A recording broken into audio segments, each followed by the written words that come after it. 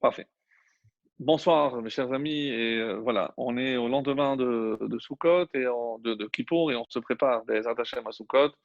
On est dans ce temps que certains considèrent comme un temps qui est en dehors du temps, puisqu'il est rapporté dans les textes, surtout dans les textes ésotériques, que ce temps est en dehors parce que ce sont 4 jours, le 11, 12, 13, 14, le 15 c'est déjà Sukkot, comme vous le savez, le 10 c'était Kippour, et ces 4 jours correspondent aux 4 lettres du nom de Dieu.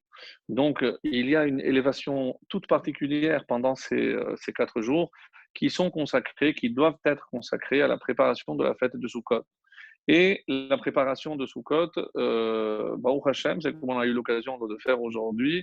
D'une part, la préparation matérielle, c'est-à-dire l'acquisition des 4 espèces, de tout ce dont on a besoin pour la construction de la soukha. Et le deuxième volet, c'est ce que nous nous apprêtons à faire ce soir, à essayer de comprendre donc le message extraordinaire de cette fête qui, rappelons-le, est appelée Zeman Simchatenu. Il y a un temps pour chaque chose.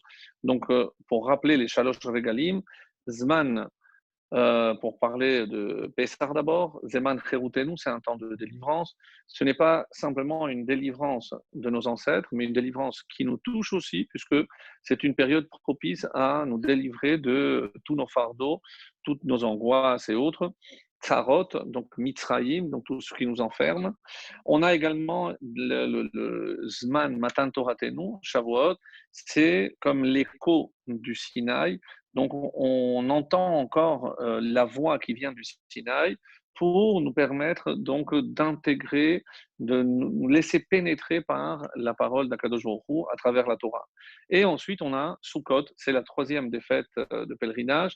Sukkot, et on dit Zeman Simchatenu, c'est le temps de notre joie. Alors, est-ce que la joie se commande? Qu'est-ce qui se passe à Sukkot qui fait que c'est un temps particulièrement consacré à la joie? Et de quelle joie s'agit-il?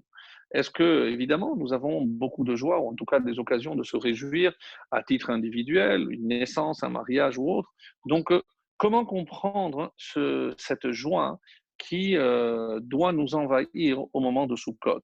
Alors, il y a la réponse classique, c'est le temps de l'engrangement. Donc, on a nos dépôts, nos entrepôts, ils seront pleins. Donc, on a la possibilité de nous réjouir parce qu'on sait que, justement, en automne, donc, on prépare l'hiver et on est tranquille, on a cette tranquillité de savoir qu'on a de quoi nous nourrir pour l'hiver qui approche. Et c'est cette façon de se rassurer qui peut aussi être la source d'une certaine forme de joie. Mais si la Torah parle de joie et la Torah parle de l'essence des choses, c'est qu'il y a forcément quelque chose de beaucoup plus profond et c'est ce qu'on va essayer de voir. Donc ça, c'est par rapport donc à Zeman, à la définition de Sukkot. Par ailleurs, comme vous le savez, il y a aussi des questions qui sont très pertinentes. Alors, je sais que certaines d'entre elles, on les avait touchées, donc c'est pour ça qu'on va les effleurer, on va les rappeler très rapidement, puisqu'il n'y avait pas encore le Zoom, donc c'était un cours réservé essentiellement aux hommes. Donc, je ne sais pas si tous ceux qui nous écoutent maintenant, on les écouteront par la suite, auront déjà entendu ces enseignements, mais il est bon de les rappeler. La première donc question que nous posent nos sages, mais qu'est-ce qu'on commémore exactement à Sukkot? On sait très bien que chaque fête représente un événement du passé. Alors, Pessah, on l'a rappelé, donc c'est la sortie d'Égypte, Yetziat Mitzrayim, et même si ce n'est pas le thème de notre cours de ce soir, mais si on traduit Yetziat Mitzrayim, mes amis, c'est la sortie d'Égypte. Alors, qui sort d'Égypte? Parce qu'on ne dit pas Yetziat Mitzrayim, la sortie de l'Égypte. Donc, Yetziat Mitzrayim, c'est la sortie d'Égypte ou de l'Égypte. Mais comment comprendre? Qui sort d'où? Et c'est ce que les Chachamim vont, évidemment, avec beaucoup de finesse et beaucoup de profondeur, nous expliquer. C'est que ce qui est censé sortir, c'est l'Égypte. Quand je dis sortir l'Égypte, c'est que, évidemment qu'on est sorti d'Égypte, mais ça, c'est une conséquence. Le véritable objectif de la sortie d'Égypte, c'est essayer d'éradiquer de l'intérieur du peuple juif cette vision que l'Égypte ancienne avait apportée dans le monde, une forme de déterminisme, on va dire physique et aussi métaphysique, dans le sens où pour eux tout était figé. Donc, et c'est à l'image donc de ces statues, de ces idoles qui viennent pour nous montrer que tout est figé, que ce soit là-haut ou que ce soit ici-bas. Donc, il faut sortir de cette vision du monde et il fallait, pour pouvoir se faire sortir, donc être confronté. Et donc, notre séjour en Égypte nous a permis justement d'être confronté à cette vision qui est anti-Torah. Et une fois qu'on a réussi à se défaire de cette impureté, de cette vision du monde qui nous a touchés au plus profond, eh ben, comme si au contact on était impur, et c'est pour ça qu'en sortant, il faudra non pas 7 jours, mais 7 semaines, afin de nous purifier. De la comme, rappelez-vous, un petit peu à l'image de la femme Nida, qui a besoin de 7 jours avant de pouvoir s'immerger dans le mikvé, pour éradiquer toute cette impureté qui est, comme vous le savez, liée à la mort. Parce que tout ce qui m'éloigne de Dieu, évidemment, me rapproche de la mort. Puisque si Dieu est la source de vie, m'éloigner d'Akadosh Baruch Hu, c'est quelque part aussi, bien entendu, s'attacher à la mort. Donc, ça, c'est par rapport donc, aux ces 7 semaines. Ça, c'est par rapport donc, à un événement, même si on s'est attardé quelque peu sur cela, mais c'était important de le rappeler. Ensuite, il y a Matan Torah. Donc, on a dit, c'est la conclusion. On va essayer d'expliquer que finalement, Pessah et Shavuot, c'est le même événement. Donc, on aurait dû recevoir la Torah, c'est pour ça que Dieu nous a fait sortir d'Égypte, mais il a fallu une préparation. Donc, cette préparation a séparé ces deux fêtes, et ce qui fait qu'on a deux fêtes séparées, mais qui sont reliées par le Homer, par ce décompte de 49 jours, qui relie ces deux fêtes, qui relie donc ces deux événements. Et évidemment, donc, c'est la conclusion de la sortie d'Égypte. Parce qu'il n'y a pas de véritable liberté si elle n'est que physique. Nous, on recherche une liberté, évidemment, métaphysique, et c'est ce que la Torah nous a apporté. Ne dit pas charout gravé, mais cherout libéré. Libéré, comme le Chachamim l'explique dans le Talmud, libéré de toutes les attaches qui font que l'homme garde cette vision, justement, que l'on doit à l'Égypte ancienne, et qui se traduira par l'Occident beaucoup plus tard, sous d'autres formes, le paganisme et autres, donc jusqu'à nos jours, malheureusement. Donc, et c'est pour cela que cette fête reste évidemment plus qu'actuelle. C'est réussir à nous défaire de toutes ces entraves qui nous empêchent de nous élever jusqu'au cime du Sinaï. Donc ça, c'est par rapport donc à ces deux événements. Ensuite arrive Sukkot. Qu'est-ce qu'on célèbre à Sukkot? Qu'est-ce que cette fête qui finalement correspond à une date? Comme vous le savez, c'est le 15 Tishri. Mais qu'est-ce qui s'est passé le 15 Tishri? Est-ce que le 15 Tishri, il y a eu la descente des nuées? Comme vous le savez, il y a déjà une marloquette entre Rabbi Eliezer et Rabbi Akiva, de savoir si dans le désert, c'était de véritables cabanes ou peut-être, comme on va le retenir, ce sont des nuées. Et les nuées, donc, il y avait en haut, en bas et les quatre coins, plus celles qui étaient devant pour nous indiquer la route, donc les 7 fameuses nuées qui nous ont accompagnés. Quelle était la fonction? Nous protéger non seulement du soleil, mais des scorpions, de tous les insectes et reptiles qui pouvaient se trouver dans le désert.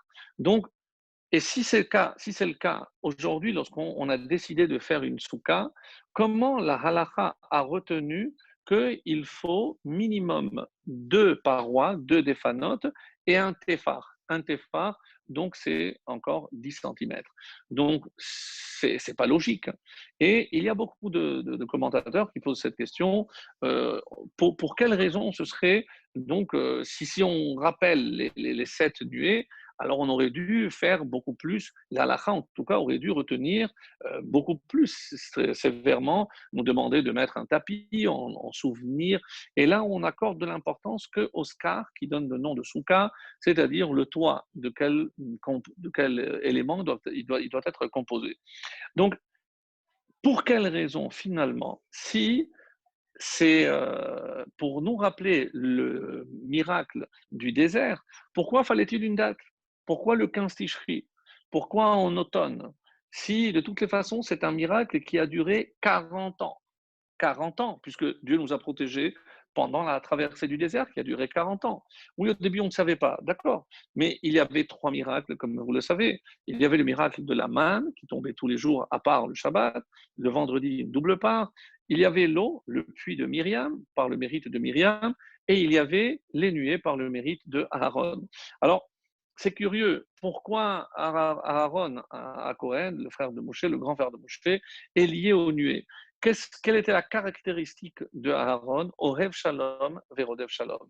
Donc le Shalom, c'est celui qui réussissait à unir tout le monde. Et justement, que faisaient les nuées? Réunissaient, donc tout le monde était ensemble, c'est rappeler l'unité. Et c'est cette notion-là qu'on va retrouver aussi dans les 4 espèces qui représentent 4 types de juifs et qu'on va rassembler. Donc il y a ici donc une sorte d'union et qui peut être obtenu à travers le shalom. Et comme c'est Aaron qui représente ce shalom, donc les nuées viennent par le biais de Aaron à Cohen. Très bien. Donc, comme on vient de le dire, il y avait donc 3 miracles dans le désert. La manne tombée, l'eau coulait tous les jours et les nuées qui nous protégeaient. Mais est-ce que vous avez entendu parler d'une fête pour l'eau ou pour la manne? Non, les nuées. Et maintenant, si je suis très sincère, et je vous pose la question, sincèrement, mes amis, qu'est-ce que vous pensez de ces 3 éléments, lequel est le plus important? Dans le désert, sans aucun doute, c'est l'eau. Ensuite, le pain, même si c'est un pain céleste. Et le reste, bon, ben, il y a des gens qui séjournent dans des nomades qui sont dans le désert, des bédouins et autres, et ils n'ont pas le confort, ils n'ont pas la clim, la protection, mais ils s'en sortent quand même. Donc on aurait pu s'en sortir. Et c'est peut-être cette question qui est beaucoup plus pertinente. Pourquoi justement ce miracle sur un détail qui n'est pas essentiel? Et peut-être c'est ça le point essentiel justement, c'est que ce miracle n'était pas indispensable. Oui, je sais, ben, comment on aurait fait sans la fête de Sukkot, vous avez raison, mais ce qu'on veut dire par là, c'est que si déjà, pour quelque chose qui n'est pas indispensable, pourquoi ne pas nous rappeler aussi les 2 autres miracles? Ça, déjà, c'est un point. Il y a une autre question aussi qui est extrêmement pertinente et à laquelle donc tous les commentateurs ont été confrontés avec, évidemment, vous imaginez, énormément de réponses à cette question. C'est une particularité qu'on ne trouve que dans la mitzvah de Souka. Alors, il y a en fait pour nous les hommes en tout cas, deux particularités. La première, c'est que c'est la seule mitzvah que je fais avec tout le corps, en tout cas la majorité du corps. Puisque si j'ai une petite souka, donc on va pas parler des détails, de la taille minimum, etc., mais il faut qu'il y ait au moins la tête et la majorité du corps dans la souka pour manger ou pour dormir, même si mes jambes sont à l'extérieur. Autrement dit, mais sinon, l'idéal de la mitzvah, c'est rentrer entièrement. Alors que si vous prenez toutes les autres mitzvot, il y a rarement une mitzvah que je fais avec le corps, mais pas que le corps et toute mon âme dans la mitzvah. Alors oui, et ça va faire plaisir à certains.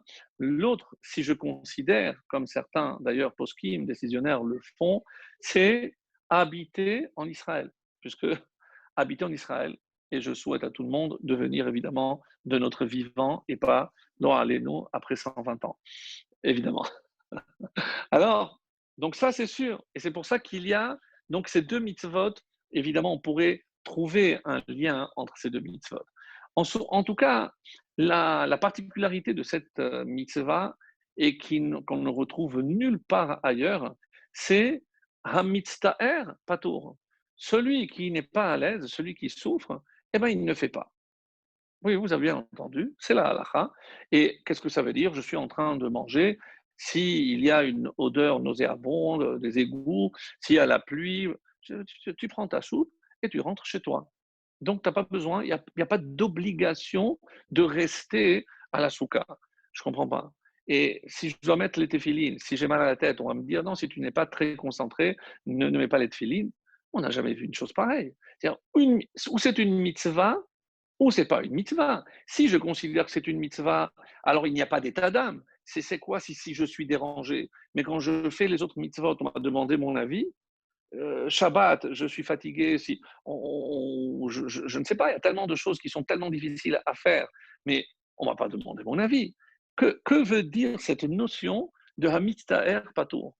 Et évidemment, ça va être très commode pour certains qui se disent, eh ben, c'est trop difficile de dormir dans la souka parce qu'il y a les moustiques, où il fait trop froid lorsqu'il s'agit de l'Europe surtout. Donc ici, il fait trop chaud, c'est insupportable. Mais dès qu'il y aura la moindre excuse, alors je ne fais pas la mitzvah. Comment je peux imaginer Comment je peux imaginer que ça puisse être un argument pour dispenser quelqu'un de l'accomplissement d'une mitzvah? Incroyable, sincèrement incroyable. Ça, et puis après, comme on l'a dit, le temps. Pourquoi on a décidé de fixer le 15 Tishri, c'est une fête qui a duré 40 ans. Donc, il n'y a pas un événement comme ça a été le cas pour Matan Torah ou pour la sortie d'Égypte. Le 15 Nissan correspond à un événement, alors qu'ici, le 15 Tishri ne correspond strictement à rien. Et quand je dis rien, rien. Vous allez dire, oui, mais la Torah a rapporté le 15. Oui, mais je suis en droit de me poser la question. Pourquoi on a retenu cette date parmi tant d'autres? J'aurais pu choisir. Alors oui, alors le tour Shulchan Aruch, donc le fils du Roche, qui a, comme je l'avais déjà rappelé, résumé toute la halakha dans ce qu'on appelle les 4 tours, les 4 grands piliers. Alors, il donne une explication intéressante. Alors, normalement, quand est-ce qu'on aurait dû la faire? À la suite de Pessah, puisque en sortant d'Égypte, ben, on a déjà la mitzvah enfin le miracle en tout cas, des nuées. Donc, du coup, on aurait dû faire, alors en tout cas en été ou en printemps. Alors, la halakha a dit, oui, mais à un moment où tout le monde quitte sa maison parce qu'il fait beau dehors, on n'aurait pas eu du mérite. Donc par contre, là, lorsque c'est en plein automne, lorsque les gens ne pensent qu'à rentrer chez eux, nous, au contraire, on va sortir à l'extérieur. Alors, c'est pour nous donner, on va dire, un peu plus de mérite. Ça, c'est ce que la halakha,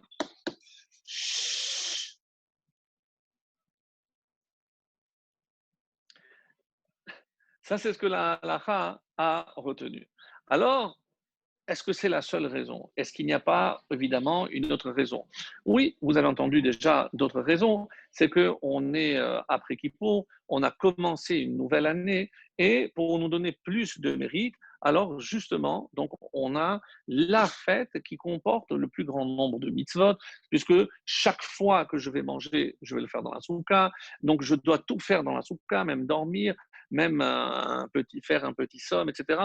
Donc sans parler des quatre espèces. Donc, c'est une des fêtes qui contient le plus grand nombre de mitzvot. Et pour remplir notre nouveau livre qu'on a ouvert à Rosh Hashanah et qui a été entériné à Kippour, donc c'est la raison pour laquelle on a dit, on va mettre Kippour, juste après Kippour, on va mettre la fête de Sukkot. Bon, ça peut être une réponse. Alors, donc, on a posé les questions. Pourquoi juste après Kippour? Après, pourquoi ce miracle plus que les autres? Pourquoi les dimensions sont tellement restreintes alors que si on rappelle les 7 nuées, eh ben, en faisant 2 parois et un petit peu, donc ça ne suffit pas. Et pourquoi donc cette notion de Hamitztaher Patour, celui qui est mal à l'aise, eh ben, on va le dispenser. Très sincèrement, donc il faut comprendre qu'il y a ici énormément de choses qui se cachent et c'est ce qu'on va essayer de révéler petit à petit. Alors, la, la réponse par laquelle j'aimerais commencer, c'est celle qui est rapportée au nom du Harizal. Sachez que c'est le Harizal lui-même qui a posé cette question et qu'on retrouve aussi dans l'Ikouté Torah du Admour Hazaken et dans le Sha'ar Kavanot du Rav Chaim Vital sur la fête de Sukkot. Et il nous donne une réponse très belle. Il nous dit, il y a un verset qui dit la chose suivante. Semolo tachat roshi, c'est dans Shir Hashirim, Semolo tachat roshi, vimino tehabekeni. Semolo, ma gauche, sa gauche plutôt, sa gauche est tachat le roshi, sous ma tête, vimino et sa main droite, tehabekeni, m'enlace. Alors, de quoi s'agit-il? De quoi il est question ici? Qu'est-ce que les Chachamim vont nous dire, et donc c'est le Rizal, ceux qui veulent voir en plus de détails, et très très beau, une très très belle explication qui a été après reprise par un grand nombre de commentateurs, mais c'est la source. Alors, ces molos, comme vous le savez, le côté gauche, c'est le côté rigoureux. D'après la Kabbalah, c'est la sphère, donc quand on parle de cette énergie qui non seulement donc, représente la relation de Dieu avec le monde, mais aussi qui donne vie à notre âme, puisqu'il y a trois séphirotes qu'on appelle de l'intellect et sept de l'émotion, du cœur. Donc ça, c'est juste pour rappeler. Donc le côté gauche, c'est toujours la rigueur. Donc la rigueur, c'est la tête. C'est quoi la tête? La tête, c'est celle qui, évidemment, me fait prendre conscience de certaines choses. Et quand est-ce que j'ai pris conscience de certaines choses? C'est évidemment à Rosh Hashanah et à Kippour. Là où il est question de Yom Haddin, donc comme son nom l'indique, c'est le jour du jugement. Donc c'est évident que on est dans un temps de rigueur. D'ailleurs, on appelle ces 10 jours la décade austère. Donc il y a une forte rigueur. Et c'est pour ça que je dois me concentrer et dois faire prendre conscience de tout ce que ça représente. Ça, c'est la gauche, le côté gauche.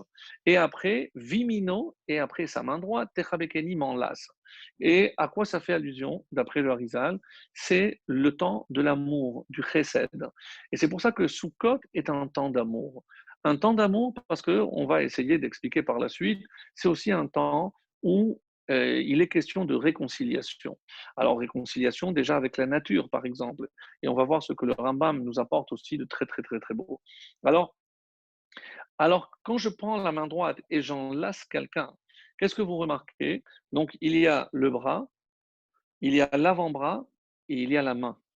Et on dit, donc, le bras couvre un flanc, l'avant-bras, le dos, et avec la main, je termine d'enlacer la personne. Et si je compte que c'est Akadosh Baruch Hu qui enlace le peuple juif, après cette période difficile de justice, Hachem veut montrer son amour au peuple juif. Et Vimino Techabekeni, c'est une allusion à la fête de Sukkot où Hachem nous enlace. Et en souvenir donc de ce verset et surtout de ce que ça représente, donc la halakha a retenu le minimum. Pour enlacer quelqu'un, j'ai besoin donc une, deux et juste un téphar. Et ça représente les mesures les mensurations minimales pour que la souka soit cachère. Et à quoi ça fait allusion? C'est justement bras, avant-bras et la main. Et comme si la souka nous entourait. Et c'est ça ce qu'il faut se dire. Nous, on pense qu'on est plus confortable à l'intérieur, mais vient l'halakha te dire non. C'est à l'extérieur que Hachem pourra te montrer son amour. Et ça, c'est à travers la fête de Sukkot qui exprime l'amour d'Hachem envers le peuple. Donc ça, c'est un premier enseignement. Où est-ce qu'on le retrouve aussi une allusion dans la Torah? Dans la Torah, il y a aussi un verset qui dit la chose suivante, c'est dans la paracha de Vaishlach au chapitre 33, et il est écrit Vayashov bayom hahu Esav. En ce jour-là, Esav est retourné où Ledarko Seira. Ledarko à son chemin, Seira à Seir. Veyaakov Nassa Sukkota. Et Yaakov a voyagé vers Sukkot. Et la suite du verset nous dit Vayivenlo Bayit, il a construit pour lui une maison, Ul Miknehu Asa Sukkot. Et pour son troupeau, il a fait des cabanes. Très curieux, puisque Sukkot, nous, on pense que c'était par rapport à l'allusion, et c'est une allusion qui est faite ici à Sukkot et l'endroit qui s'appelle Sukkota. Et les Rachamim ont vu ici quelque chose d'extraordinaire. Pourquoi? Parce que le jour de Kippour, qu'est-ce qu'on fait? On prend un bouc, rappelez-vous, donc il y avait les deux boucs, un qui était offert devant l'autel, au Misbéa, et l'autre, il était envoyé où? C'est Ira. Il était envoyé dans le désert.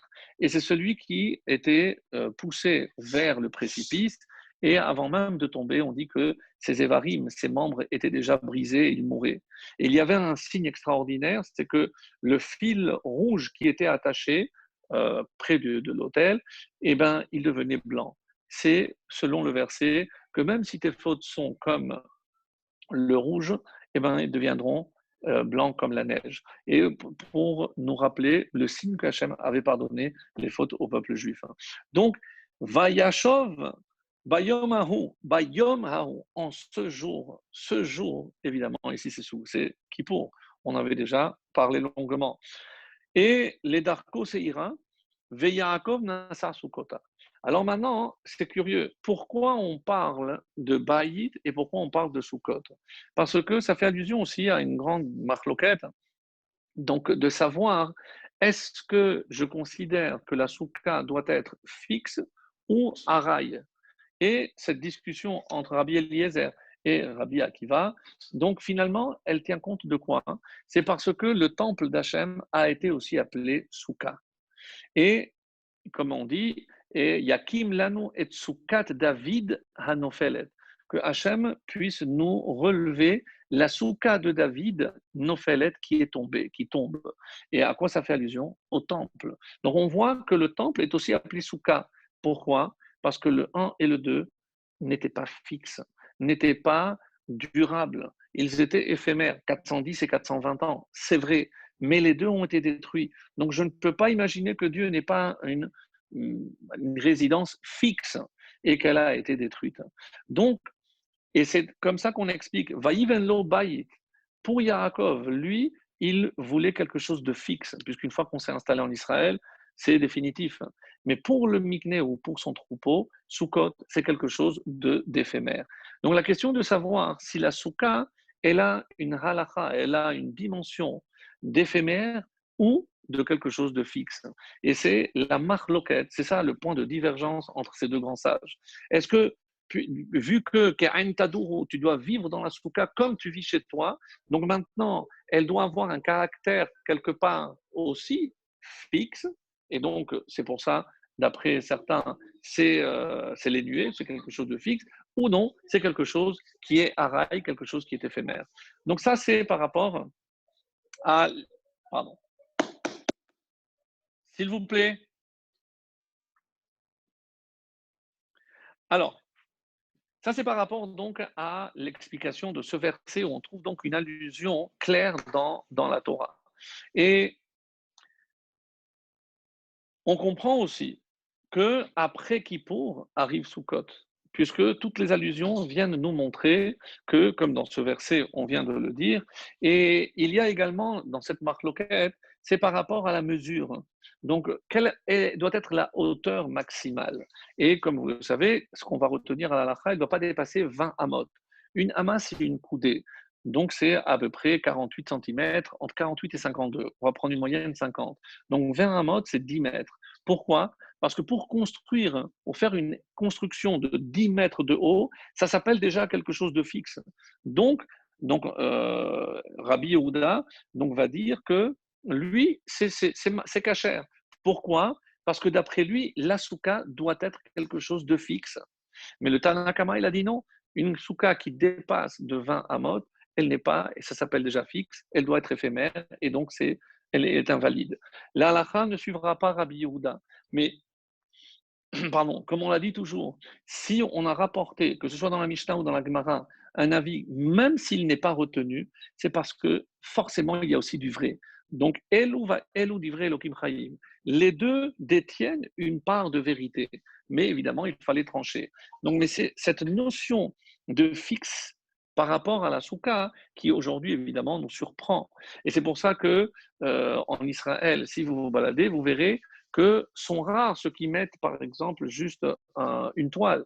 Non, ils font avec des planches en bois pour donner un aspect finalement de fixe, quelque chose qui n'est pas simplement, évidemment, il y a des halakhot, même si je mets une toile, il faut qu'elle soit tirée, qu'elle ne soit pas, elle ne parte pas au vent, tout ce que vous voulez. Mais vous verrez ici, tout le monde fait avec des planches en bois. Donc c'est pour donner un caractère quelque part de fixe, puisqu'il faut visser, il faut.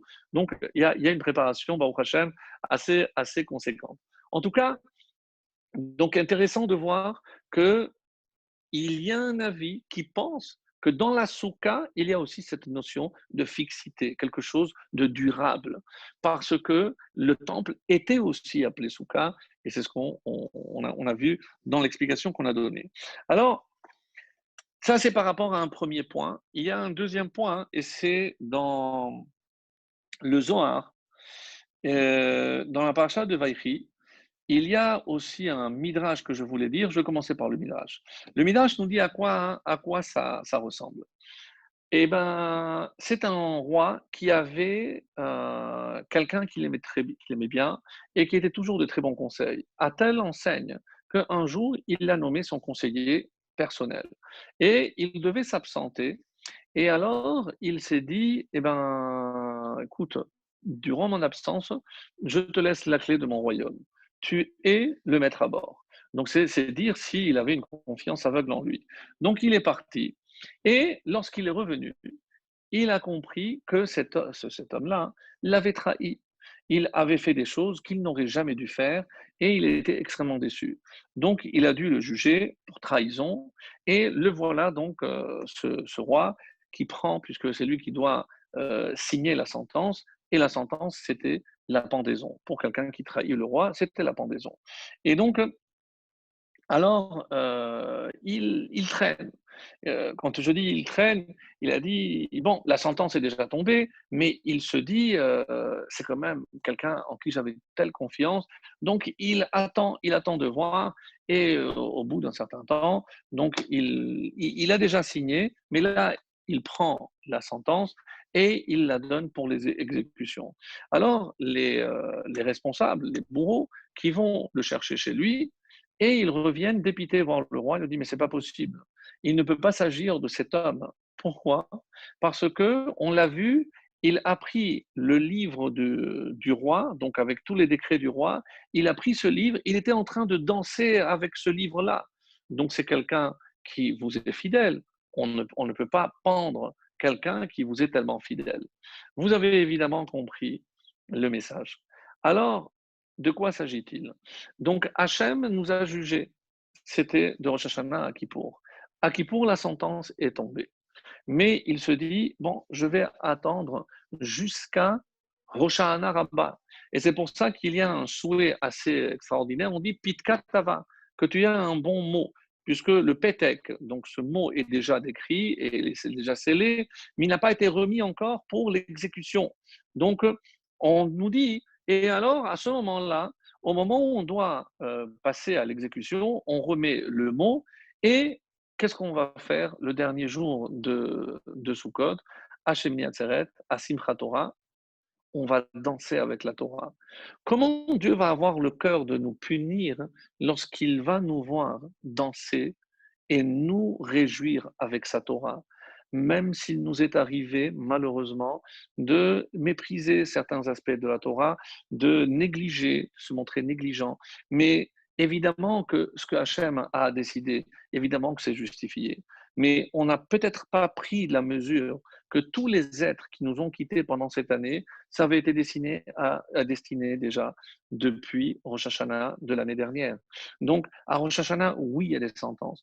Alors, pour quelles raisons cela oui et cela non? Évidemment, ça nous échappe. On n'a pas, nous, le livre de la Kadosh Baruch Hu pour savoir comment il prend ses décisions. Nistarot Lachem Elokeinu, ça fait partie des choses qui restent cachées et voilées. Donc, on ne peut pas tout comprendre. Mais lorsque Hachem nous voit, et c'est pour ça, mes amis, que c'est tellement important, à Simchat Torah, danser avec le Sefer Torah, c'est quelque chose qui prouve qu'il peut effacer mieux que toutes les teshuva. Évidemment, ça n'enlève pas tout le reste, mais prendre le Sefer Torah. Et maintenant, Hachem nous a embrassés à Sukkot. Nous, qu'est-ce qu'on va faire à Simchat Torah? On prend la Torah de même et on prouve Hachem. Nous, on ne peut pas t'embrasser, mais on embrasse ta Torah pour nous montrer que nous aussi, on t'aime. Tu nous as montré ton amour pendant Sukkot. Nous, on te montre notre amour vers toi à Simchat Torah à travers les danses avec le Sefer Torah. Et c'est mes amis, c'est comme ça qu'il faut comprendre qu'il y a une profondeur dans chaque geste extraordinaire.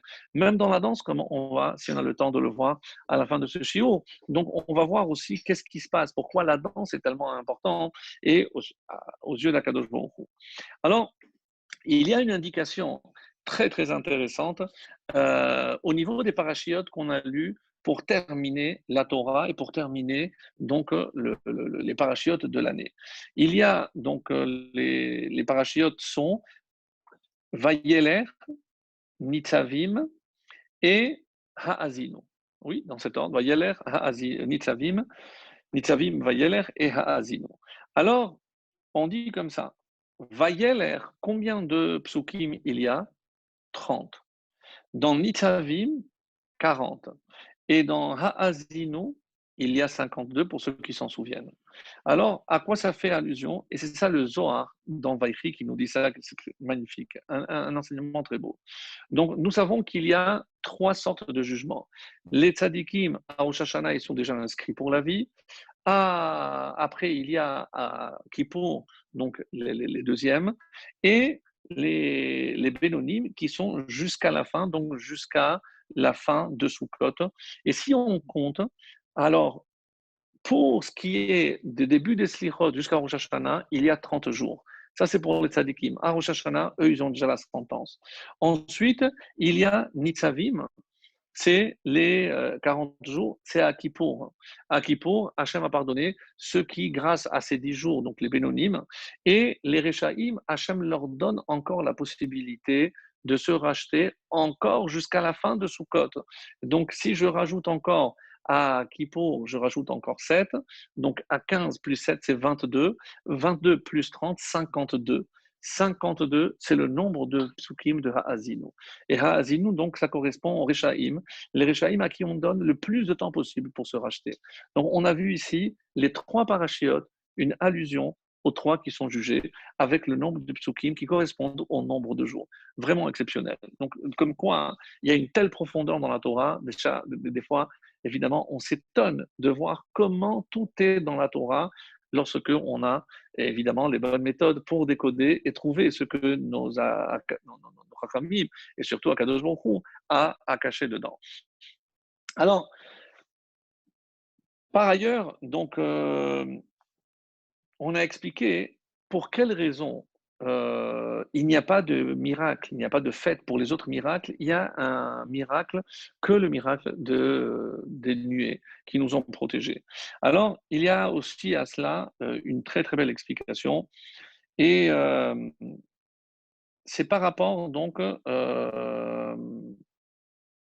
le texte, c'est le livre s'appelle Bet Elohim de Rabbi Moshe Matrani. Donc, de l'époque aussi donc, de Rabbi Yosef Karo qui a vécu aussi à Tzfat. Et lui, il donne une explication très intéressante. Qu'est-ce qu'il dit? Il dit que l'eau et le pain, Akadosh Baruch Hu, c'est lui qui a décidé de notre itinéraire. Il nous amène dans le désert. Mais dans le désert, moi je veux bien, mais il est clair que dans le désert, eh ben, si on ne boit pas et on ne mange pas, on meurt. Donc, c'était ce qu'on appelle vital. Le fait que Hachem nous donne de l'eau et du pain, c'était les besoins vitaux. Donc, bon, évidemment que je dois remercier, mais même s'il il doit faire un miracle pour cela, mais dire que je dois faire une fête pour ça, c'est pas justifié parce que ça fait partie des besoins vitaux. Donc, et c'est comme ça qu'il explique. Par contre, les nuées, l'ohayu echedchim, il n'était pas du tout indispensable. On aurait souffert un peu de chaleur, oui. On aurait eu des déconvenus avec des reptiles, des scorpions, certes. Mais ce n'est pas une obligation. Et, et on sait très bien que dans un autre domaine, qui est par exemple celui de l'éducation, évidemment, je dois nourrir mes enfants. Évidemment que j'ai un minimum en tant que de responsabilité de père, donner à mes enfants. Oui, mais ce que l'enfant va apprécier, ce qui est au-delà de l'obligation. Donc un petit câlin, un petit geste qui prouve mon attachement à lui. Ou alors, comme on dit en hébreu, un petit pinouk, une gâterie. Lorsque il a été gentil, je veux le récompenser, je vais lui donner un bonbon. Le bonbon, c'est pas indispensable. Vous allez dire, oui, mais c'est une nourriture. Mais c'est pas indispensable. Mais c'est une sorte de récompense. Je veux son bien. Et je veux lui montrer que même si c'est pas une obligation, eh ben, parce que je l'aime, je veux lui donner encore quelque chose en plus. Eh ben, les nuées, finalement, relèvent de cette dimension. C'est la dimension de ce qui n'était pas obligatoire. Et c'est là où véritablement Hachem nous a prouvé son amour pour nous, et donner la nourriture, Hazan et Akol. Hachem, il nourrit tout, même toutes les créatures, même les poissons qui sont dans l'eau, mais tout le monde, il les nourrit. Mais ce qu'il a fait en plus pour nous, c'était évidemment que pour notre bien, que pour notre confort. Et maintenant, vous comprenez aussi, ça répond directement à l'autre question. Mais alors, comment je peux imaginer que Hamistaer Patour, celui qui est mal à l'aise, alors il sera dispensé? Eh bien oui, parce que Hachem, ce qu'il a fait, c'est pour ton confort. Mais si du coup, être dans la soukha va te créer un inconfort, alors du coup, tu es complètement patour, tu es dispensé. Moi, ce que j'ai voulu, c'est ton bien. Donc, mais si en faisant cette mitzvah, tu n'es pas à l'aise, alors ne la fais pas. Parce que ce n'est pas du tout dans l'esprit de ce miracle. Et c'est pour cela que les Chachamim nous ont dit que ce miracle était différent des autres. Parce que non seulement il symbolise évidemment cette union, et on va en parler maintenant, mais parce que ce qui se cache ici, c'est ce que Hachem a fait au-delà, si on peut s'exprimer ainsi, de ses obligations. Nous nourrir et nous donner manger à boire, c'est une évidence, mais nous protéger du soleil, des animaux, etc. Et faire en sorte que même nos habits ne s'abîmaient pas parce que il y avait donc une protection extraordinaire. Ben, ça, disent les Rachamim, ça c'est le vrai miracle. Et c'est en signe justement de reconnaissance envers ce qui fait ce petit plus, ce pinou, que cette gâterie de la part d'Akadosh Baruch Hu. Et ça, c'est le symbole de la soukha. Et c'est comme ça que je peux expliquer Hamitzta Patour. Ce n'est pas quelque chose que je t'impose, parce que si tu es mal à l'aise, donc ça va à l'encontre de l'esprit de ce miracle que j'ai fait pour toi. Et c'est comme ça que c'est le Chachamim qui nous explique. Et c'est pour ça que dans la halakha, qu'est-ce qu'on va retenir? C'est que Tilata meruba mechamata. Alors, qu'est-ce que ça veut dire? Il faut que l'ombre soit au-delà, plus important que le soleil. Pour la même raison. Parce que si je dis que je dois être à l'aise, mais évidemment, si je le soleil sur moi, ça va me déranger. Donc, ça fait partie aussi de l'esprit de ce miracle, de cette mitzvah. Et c'est pas, c'est retenu dans la halakha, tilata meruba mechamata. Il faut qu'il y ait plus d'ombre que de lumière, parce que c'est comme ça qu'on va se sentir évidemment à l'aise. Alors, nos Haramim nous disent que pour montrer l'amour d'Hachem, il y a une allusion magnifique qui est faite dans la Torah. Comment je sais que tout le but de la Torah, c'est de faire du bien à l'homme?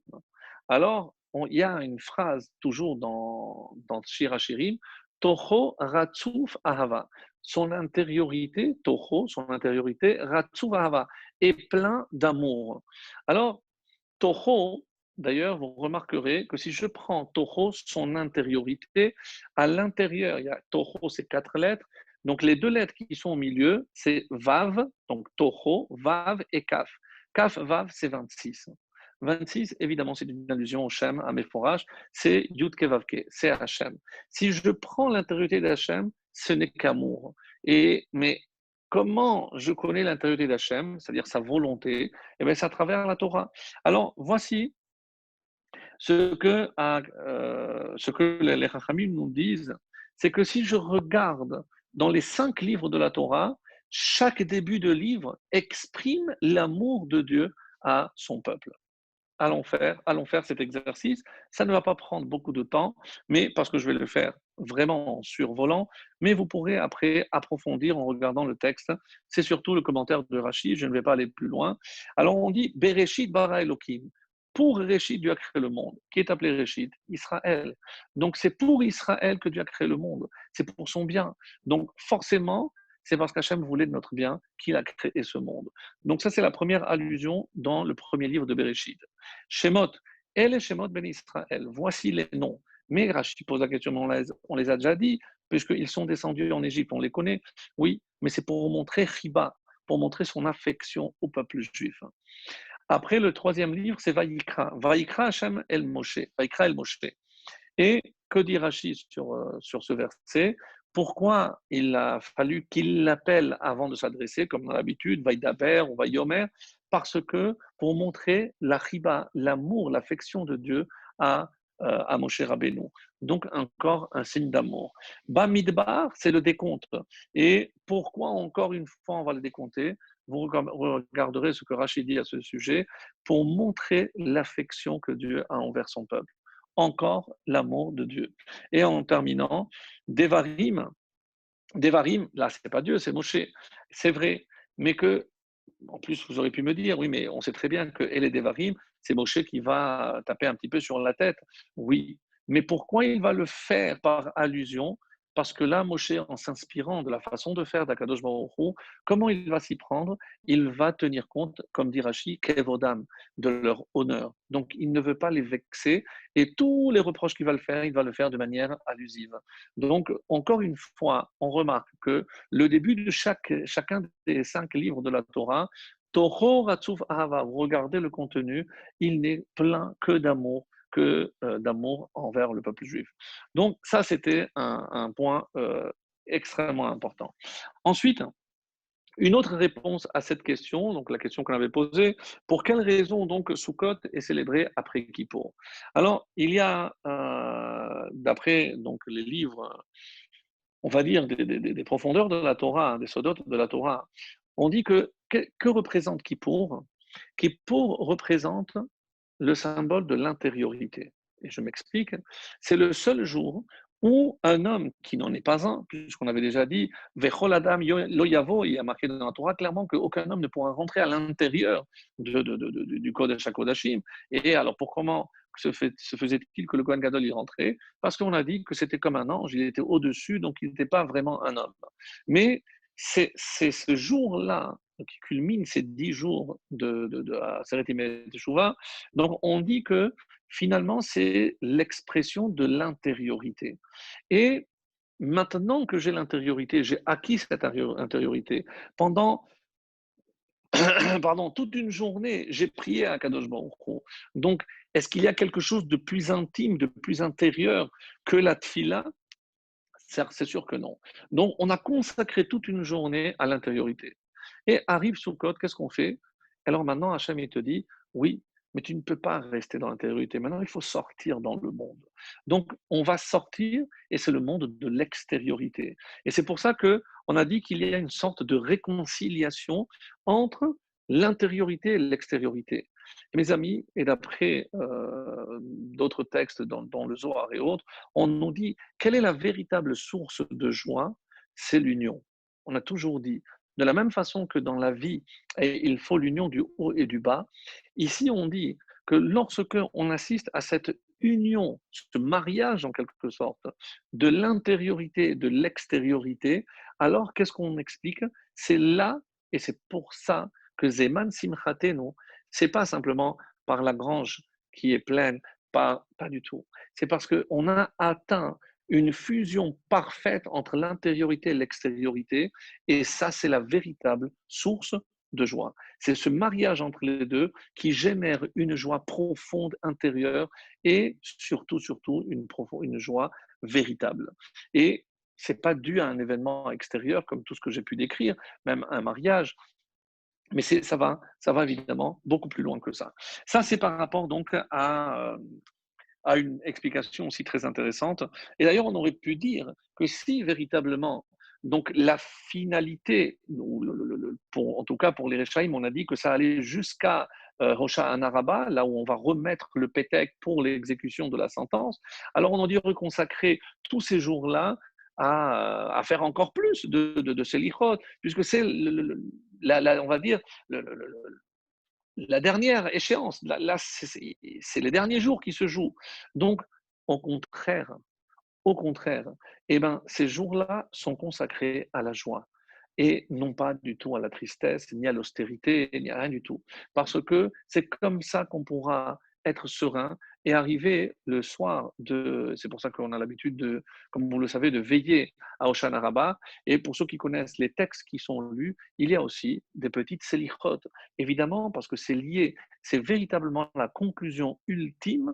Et c'est pour ça Hoshana, c'est aussi Yeshua, c'est un salut, puisque le véritable salut arrive à la fin. Hoshana Rabbah, comme je l'ai rappelé, c'est le dernier jour de Sukkot. Et après, on reviendra à l'intérieur.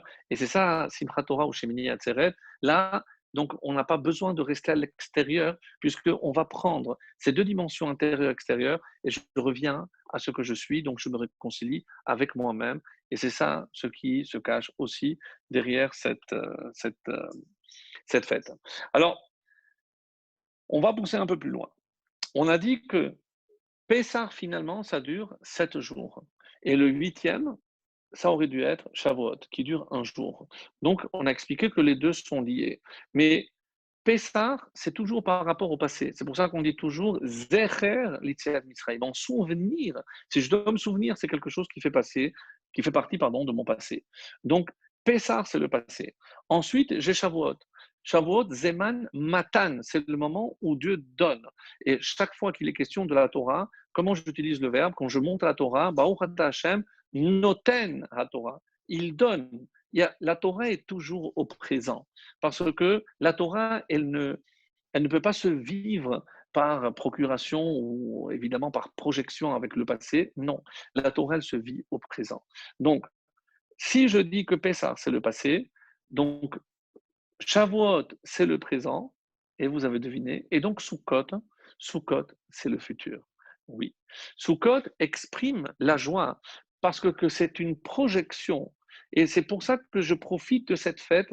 Et dans les textes que nous allons rajouter pendant les jours de Sukkot, il y a, même dans Birkat Amazon, il y a Kim Lano Sukkat David Hanofelet, donc que Dieu relève la Soukha de David qui est tombante. Donc une allusion au Beth Amikdash. Mais donc on parle du futur. Donc Hachem va relever, si on parle évidemment du troisième temple. Oui, la fête de Sukkot est une projection vers le futur. Et c'est aussi pour cela qu'il y a une source de joie, parce qu'on sait que c'est inéluctable, parce qu'on sait qu'évidemment, il va se passer, le troisième temple va arriver, et donc à Sukkot, on se projette. Et c'est ce que les Chachamim expliquent. Donc finalement, et regardez, si je dis que Pessah, d'après la Torah, c'est 7 jours, la conclusion, c'est Shavuot, un jour. Donc, et Sukkot, 7 jours, la conclusion, Shemini Atzeret.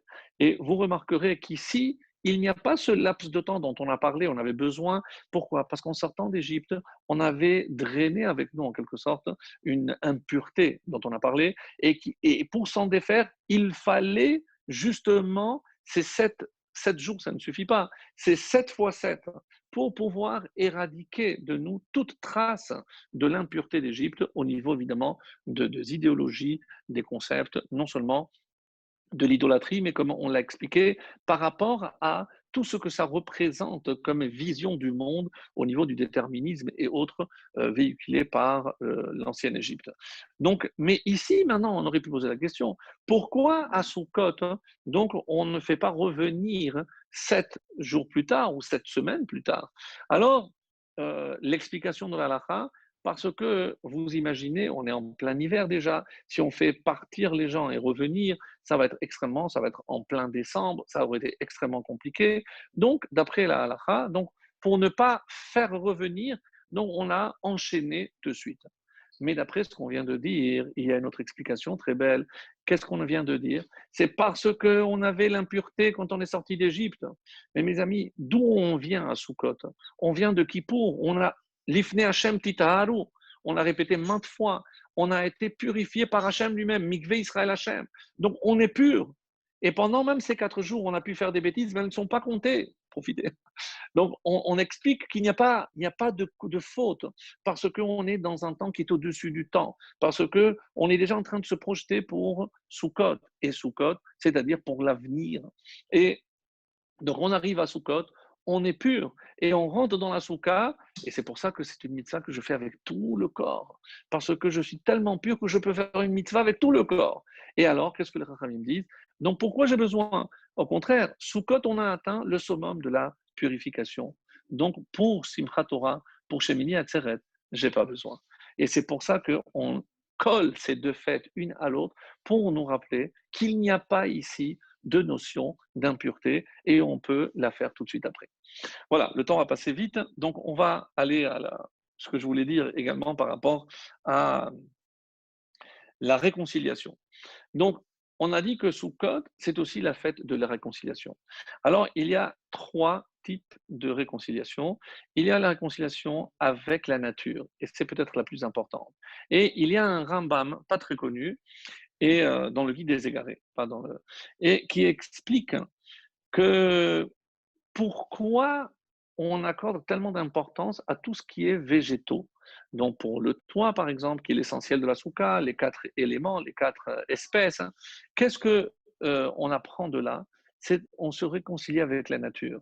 Et il dit que la couleur verte, hein, qui exprime la nature, c'est aussi une source de joie. C'est comme ça qu'il écrit. Donc, la couleur verte de la nature, donc finalement, génère la joie. C'est pour ça que la couleur verte, on dit que ça détend. Et, et il dit, si on réfléchit, à quel moment on est rentré en Israël? Moshe est mort le 7 Adar. Ils l'ont pleuré un mois. Donc ça nous amène au 7 Nissan. Et quand est-ce que, d'après la tradition orale, nos Chachamim et dans Yehoshua, c'est clairement dit, quand est-ce qu'ils ont traversé le Jourdain et sont rentrés? C'était le 10 Nissan. Donc, Nissan qui va donc se jumeler la sortie d'Égypte avec la rentrée en Israël. Et il y a un livre qui parle qui s'appelle le Rokéar, qui, lorsqu'il parle de Sukkot, hein, donc il dit comment on s'est réconcilié avec la nature. On dit c'est la conquête de la terre d'Israël. Après avoir traversé le désert où on n'a rien vu de vert, donc on est rentré en Israël et qu'est-ce qu'on voit? On voit cette verdure luxuriante. Et donc pour nous réconcilier, alors qu'est-ce qu'ils ont dit? À ce moment-là, on a décidé de faire cette fête de Sukkot avec tout ce qui relève de la nature. C'est parce que, après toute cette errance dans le désert, évidemment, on était loin. Mais ce n'est pas simplement la nature en tant que telle, mais c'est la réalisation, la concrétisation de la promesse divine de nous faire entrer en Israël. Et donc, c'est cette réconciliation avec la nature à travers Israël qui est symbolisée aussi, d'après l'explication du Rambam, à travers aussi les cabanes. Et pourquoi? Parce que durant cette période, donc il y avait une période de conquête qui a duré, comme le livre de Josué nous le dit, Joshua, il y a eu 7 ans de conquête et 7 ans de répartition de la terre. Donc, et où ils vivaient pendant ces 14 années? Je vous laisse deviner. Évidemment, dans des cabanes. Donc, les cabanes ne marquent pas seulement la sortie d'Égypte et notre séjour dans le désert, mais c'était aussi le début de notre séjour en Terre Sainte. Et comme on vivait avec la nature dans des cabanes, donc lorsque nous maintenant on fait des cabanes, on doit aussi penser à cette concrétisation du rêve. Et de la même façon que toute cette promesse que Dieu avait faite à Abraham, Isaac et Jacob, elle s'est concrétisée lorsqu'on est rentré en Israël, eh ben, on a dit que Sukkot nous projette dans le futur.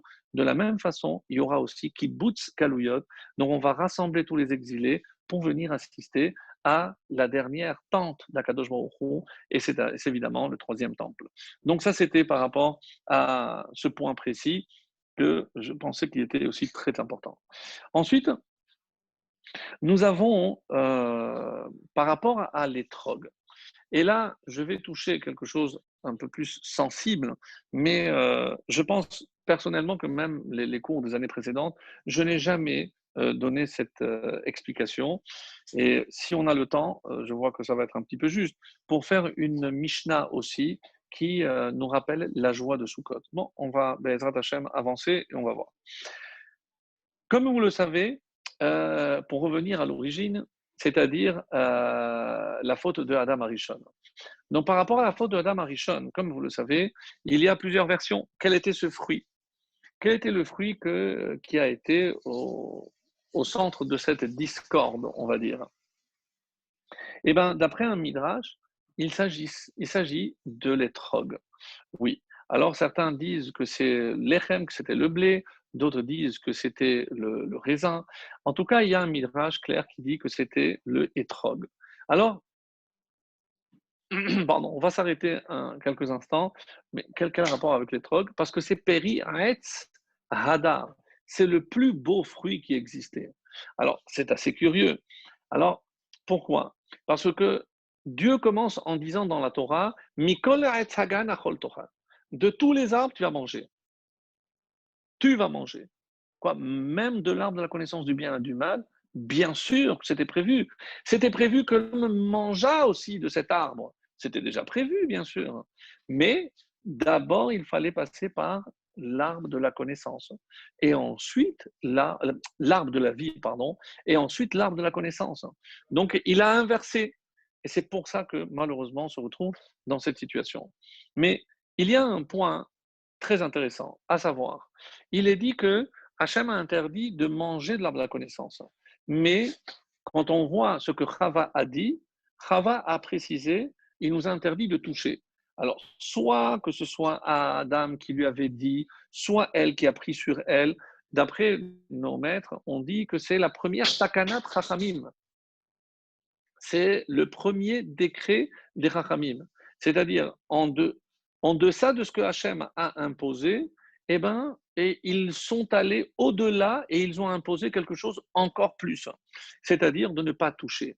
Et on n'a pas le droit de toucher les trogs, si on va traduire. Qu'est-ce que ça veut dire on n'a pas le droit de toucher les trogs? Alors, ceux qui cultivent les trogs savent, et c'est comme ça que c'est marqué, que toucher les trogs peut lui être nocif. Donc, en touchant, je peux l'abîmer. D'ailleurs, c'est pour ça que même pour les cueillir, il y a une technique, il faut faire extrêmement attention parce qu'on peut les abîmer très facilement, soit par la pointe, soit en touchant le corps même. Donc, il ne faut pas le toucher avec les ongles. Donc, c'est extrêmement délicat. Donc, je n'ai pas le droit de le toucher. Alors, vous voyez où je veux en venir. Donc, suite à cette faute, ils ont été expulsés du Gan Eden.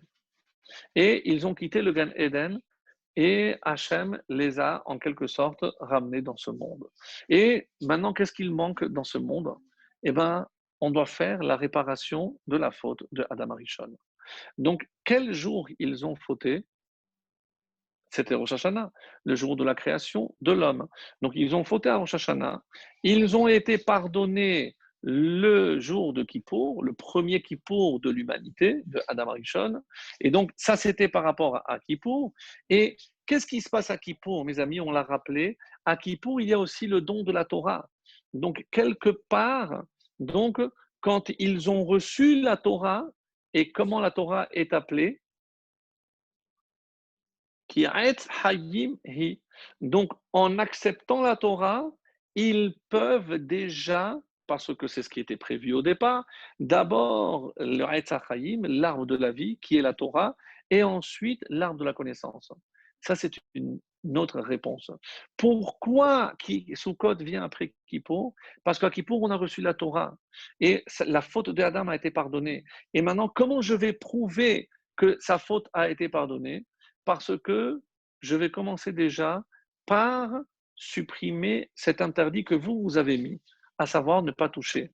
Maintenant, comment je vais accomplir la mitzvah à Sukkot? En touchant les trogs. Il suffit de le prendre pour accomplir la mitzvah. Et vous connaissez cette coutume qui veut que on va faire de ce fruit, on va faire une confiture. Et la tradition veut, quand est-ce qu'on va manger cette confiture? À Tou Bishvat. Et vous savez aussi qu'à Tou Bishvat, il y a une prière pour pouvoir mériter, sous côte d'après, d'un bel étrog. Donc on voit que tout est lié. Comme si à Sukkot, je viens faire le tikkun, rappelez-vous, le tikkun de la faute de Adam et de Chava. Comment? Parce que maintenant, non seulement je peux toucher le hétrog, mais je peux même le manger. Et ça, c'est extraordinaire. C'est-à-dire, comment on est arrivé à la réparation complète de cette faute. Et c'est comme ça que les Rachamim vont dire, ça c'est la réconciliation avec la nature, mais il n'y a pas que cette réconciliation. Il y a aussi une réconciliation avec les Umot HaOlam. C'est vrai qu'on s'est séparés. Quand est-ce qu'on a marqué la première séparation avec les nations? C'est lorsqu'on a changé notre calendrier. C'est-à-dire, maintenant, pour vous, l'Achem, c'est quoi le début du mois? Nissan. Et quand est-ce qu'elle était avant? C'était à Tishri. Combien de temps après? 6 mois. C'est le plus grand écart qu'il puisse exister. Parce que, après, donc je me rapproche, évidemment, donc ça, je retombe à 5 mois avant Tishri. Mais c'est-à-dire que Nissan, notre route se sépare définitivement de la route de toutes les autres nations du monde. Et quand est-ce que je vais, donc ça c'est par rapport à Pessah, quand est-ce que je vais me réconcilier? Et c'est ça le paradoxe, à Sukkot. Comment je le sais? Parce que pendant les 7 jours de Sukkot, combien de taureaux j'offrais? 70. Et que représentent ces 70? Vous l'avez compris, les 70 nations. Donc il y a la réconciliation avec la nature, il y a la réconciliation avec les nations du monde. Vous vous rendez compte comme la fête de Sukkot est importante.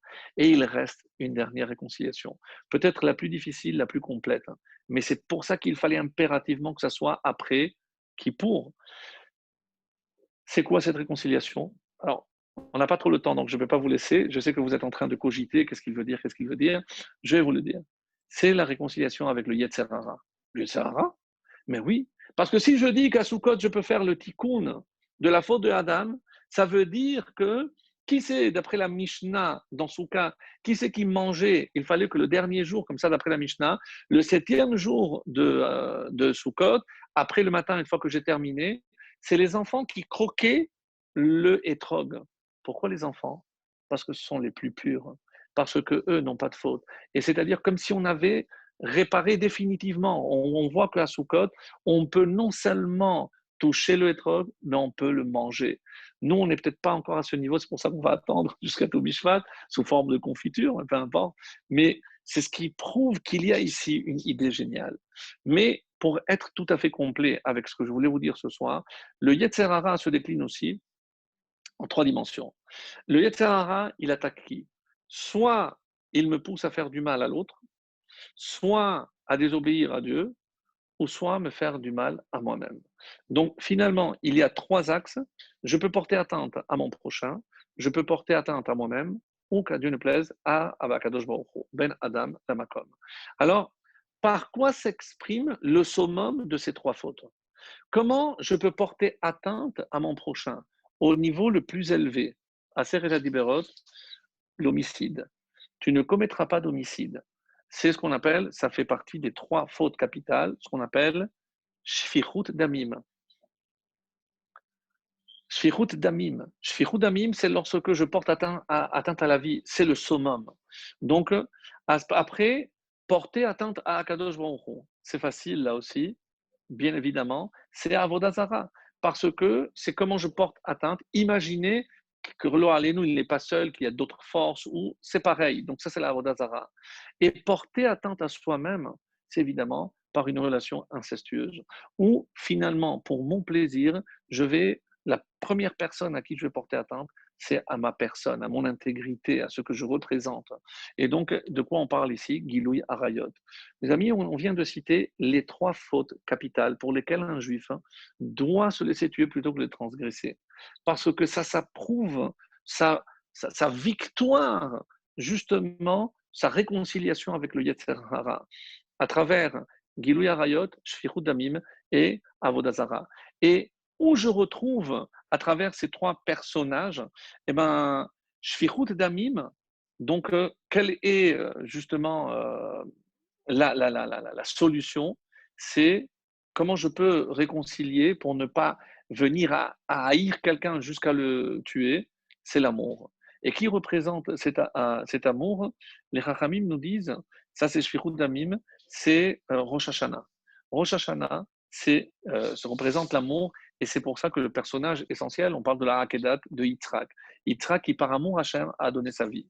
Ensuite, l'idolâtrie Avodah Zarah, par quoi c'est représenté? Un jour où je vais consacrer qu'à Hachem. Évidemment, c'est Kippour. Kippour, c'est la crainte. Maintenant, je sais que tu crains. De qui on parle? De Abraham. Abraham, donc, c'est Kippour. Kippour, donc, c'est la crainte. Et arrive Sukkot. Sukkot, quel est le personnage? Celui qui a réparé justement la relation incestueuse, c'est Yaakov Avinu. Et que représente Yaakov Avinu? Lorsque je suis en paix avec moi-même, on dit que c'est ça, c'est la véritable source de joie. Ça, c'est Yaakov Avinu. Nous voyons que dans ce processus, il y a Rosh Hashanah, il y a Kippour et évidemment la joie d'avoir accompli donc cette réconciliation parfaite. Et je termine, voilà, vous allez me donner 5 minutes, pas plus, Bezrat Hashem, pour terminer sur une Mishnah. Alors, le Zohar Vaïchi, c'est par rapport donc au parashiot que j'avais cité de Vayeler Nitzavim Ha'azino. Donc, il faudra que je vérifie, mais voilà. La Mishnah donc se trouve dans Masechet Sukkah, Nun Aleph 51. Ah, et la Mishnah dit comme suit. Je vais la lire vite pour avoir le temps de dire ça en 35 minutes. Mishelora simchat bet hashoeva lora simcham yamav.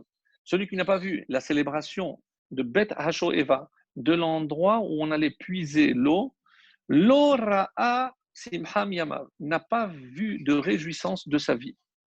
Il n'y a pas plus que ça.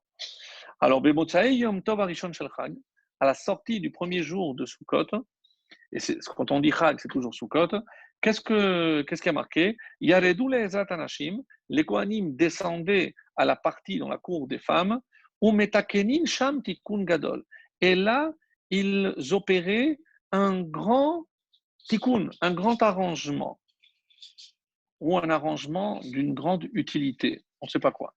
Et il y avait Menorot Shel Zahav, etc., Verba'a Sephalim, avec quoi il venait, etc. Et on dit Verba'a Iradim Mipirhe Keuna Obidehem Kadim Shel Mea Ve'esrim Log, Shem Atim Mechol Sefel Vasefel. Et là-bas, il y avait des jeunes, c'était des adolescents. Alors pourquoi je m'arrête sur ça? Parce que c'est important. Et la Mishnah se termine en disant que Mi Belae Michnese Kohanim Umehem Yanehem. Donc, et là, on a allumé des torches, etc. Et comment il fallait évidemment des mèches. Et qu'est-ce qu'on utilisait pour les mèches? On utilisait Mibelaim Michnese Kohanim.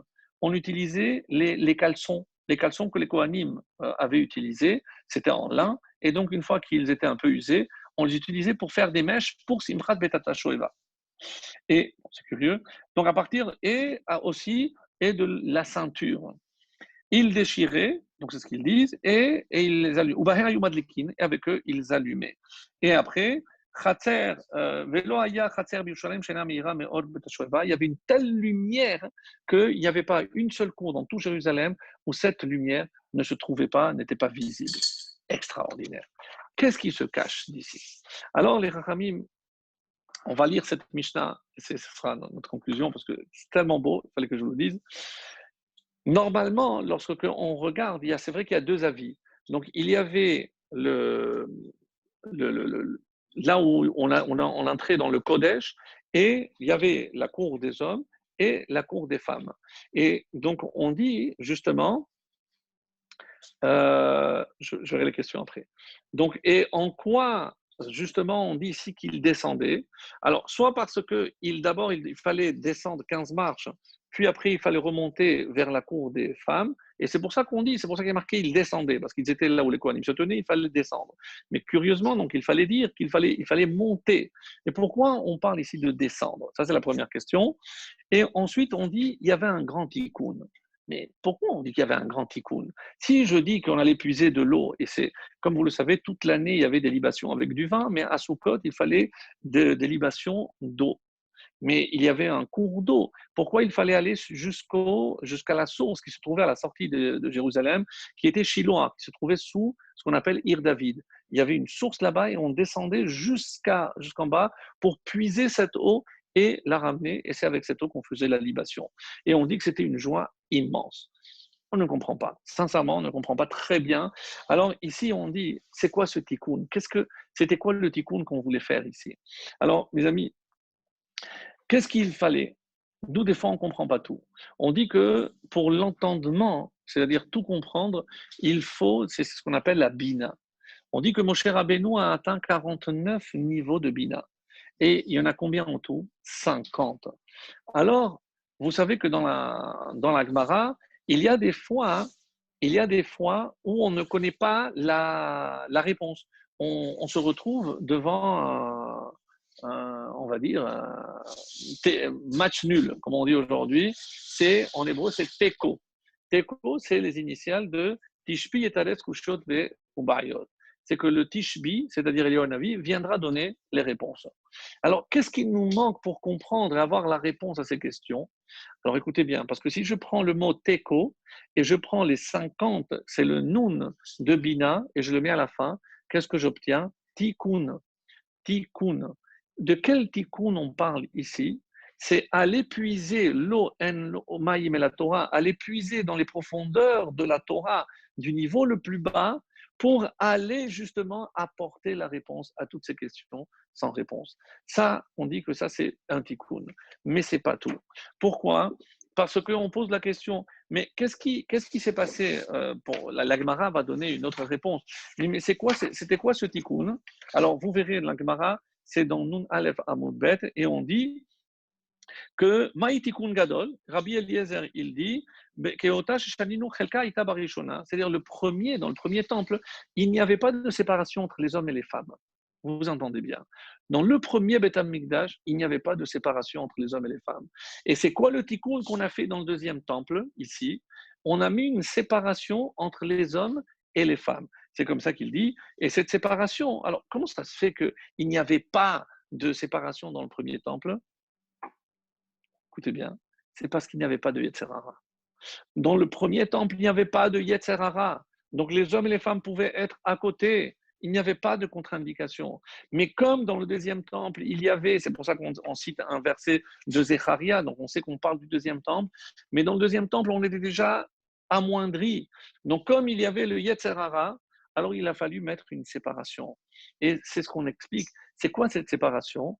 C'est la séparation parce qu'il fallait se réconcilier avec le Yetzer Hara. Et pourquoi on prend ces jeunes Kohanim? On dit c'est quoi des jeunes? C'est quoi? Pourquoi ici Pirché? Parce que ça commence à pousser. Qu'est-ce qui commence à pousser? On dit que c'était les poils. Donc c'était des adolescents. Et qu'est-ce qui se passe avec l'adolescent? Évidemment, c'est le Yetzer Hara qui commence. Et que symbolisent, mes amis, les caleçons des Kohanim? C'est évidemment, les caleçons, c'est le symbole même de Yetzer Hara. Alors, qu'est-ce qu'on est en train de dire? Que à ce moment-là, c'est quoi le tikkun? C'est la séparation pour lutter contre le Yetzer Hara. On dit que ça, c'est le vrai tikkun. Et je termine avec une note extraordinaire. On dit, quand est-ce que, d'après vous, on parle à part de Avtem Maim Mesason Mimayane à Yeshua. Et on dit que ça, c'est une allusion à ce puisage d'eau. Donc, et vous puiserez Bessasson dans la joie. Pourquoi? Parce qu'on dit que ça, c'était aussi la séparation, le deuxième jour de la création, des eaux d'en haut, des eaux d'en bas. Et dans Echa, il y a un passouk clair qui dit que Shifri Kamaim, c'est une chanson. Donc, je vous donne la référence pour ceux qui veulent aller voir après. Dans Echa, c'est le chapitre 2, le verset 19. Lève-toi, clame dans la nuit, au début des veilles. Shifri Kamaim libère et penche ton cœur comme de l'eau face devant la face d'Hachem. On dit, mais qui c'est qui pleure? C'est les eaux d'en bas, parce qu'elles ont été éloignées d'Hachem. Donc, le jour de Sukkot, après le premier jour, qu'est-ce qu'on faisait? On allait chercher les eaux le plus bas pour montrer qu'on les élevait où? Jusqu'au Misbéar. Donc, d'où vient cette joie? C'est parce que c'est l'union des eaux d'en haut avec les eaux d'en bas. Donc, c'est l'union du haut et du bas. Et quand est-ce qu'on assiste à l'union du haut et du bas? Où est-ce qu'on utilise le mot aussi Sasson, Vesimcha? Le mariage. Pourquoi il y a une véritable joie le jour du mariage? Ça a été pour moi un chidouche extraordinaire et vous le délivre comme je l'ai reçu parce que c'était tellement beau et je le partage et ce sera la conclusion. On dit parce que le jour du mariage, le Yetzer Hara et le Yetzer Atov veulent la même chose. Ils se réconcilient.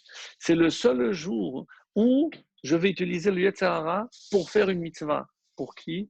Avec ma femme. C'est l'union du haut et du bas, du masculin et du féminin, du matériel et du spirituel. Et c'est pour ça, et ça c'était un grand maître Manitou qui disait, c'est parce que c'est le moment où le Yetzer Hara et le Yetzer Atov veulent la même chose. C'était tellement bien dit, et c'est pour ça que c'est une source de joie. Donc si on rassemble tout ce qu'on vient de dire, pourquoi Sukkot et pourquoi ce puisement d'eau était une telle source de joie? Parce que quand on parle de tikkun, donc le tikkun, c'est justement quand on n'a plus de Yetzer Hara. Donc on a voulu lutter contre le Yetzer Hara, et ça, c'est la troisième et dernière réconciliation. Sukkot, on se réconcilie avec la nature, on se réconcilie avec toutes les nations du monde, et on se réconcilie avec le Yetzer Hara, avec les trois niveaux. Et ça, c'est évidemment l'union parfaite et c'est surtout la joie intense. Chag Sameach à tous et à toutes, et qu'on connaisse vraiment cette union, cette joie intense avec la Soukat David Anofelet qu'on verra se relever très très bientôt. Amen.